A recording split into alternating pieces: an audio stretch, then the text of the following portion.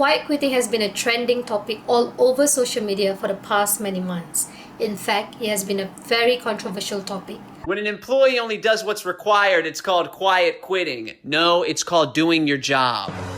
If I'm supposed to go above and beyond, then so should my pay. Don't expect something for nothing, right? Or does that only apply to poor people?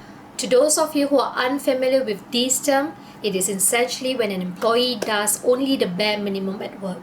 In other words, managers are saying that you are not going above and beyond at work. In the western part of the world, these employees are called quiet quitters. According to Kevin O'Leary from Shark Tank on TikTok, these quiet quitters are called losers. Quiet quitting is a really bad idea. If you're a quiet quitter, you're a loser. And once upon a time, these quiet quitters were also known as slackers, according to an article by Singapore channel News Asia just a couple of days ago. Now, here's my take on this topic. I hate the term quiet quitters. I think it has a very negative connotation. And it is very sad that we are now labeling healthy work-life balance as quiet quitting or slacking. No one lies on their deathbed wishing that they had actually spent more time at work or hustling. And let's not adopt a Japanese working culture called karoshi, which literally means work till you die or death by overwork. To those of you who have been adopting healthy work-life balance and have been called quiet quitters, there is absolutely nothing wrong about doing the bare minimum and what's required of you. And not subscribing to hustle culture, it is totally fine. It is totally okay to be coming to work and leaving work on time. People have commitments. They may have sick parents or they may have health issues themselves. So it is normal and acceptable when an employee decides to set some boundaries at work to seek work-life balance and not overwork themselves. To me, it is simply means having good boundaries at work. Life is not only about work. There is life after work and besides work. People leaving on time for yoga classes or dinner appointments, these are absolutely healthy work practices. By the way, this is not a Gen Z topic or strawberry generation or new phenomenon.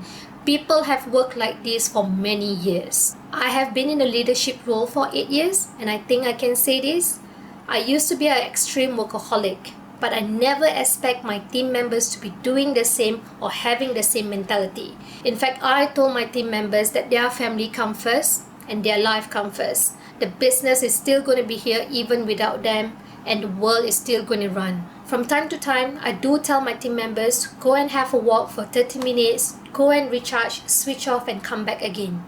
I think these are all good practices to have at workplace. So, my dear managers, you should never expect the same mentality from your team members unless they themselves volunteer.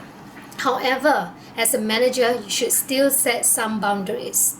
If you must know, not being a workaholic or not putting extra hours can still produce great results.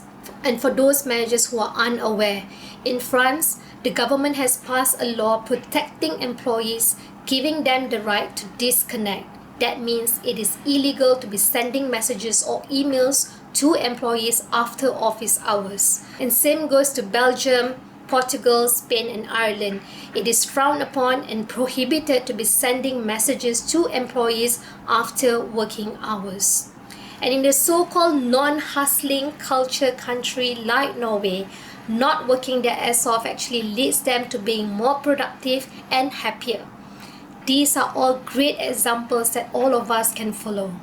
Instead of pointing fingers at them, let's start by asking ourselves first, what triggers these so-called quiet quitters that you have been labeling to do only the bare minimum and no longer taking any interest to do more than what's required?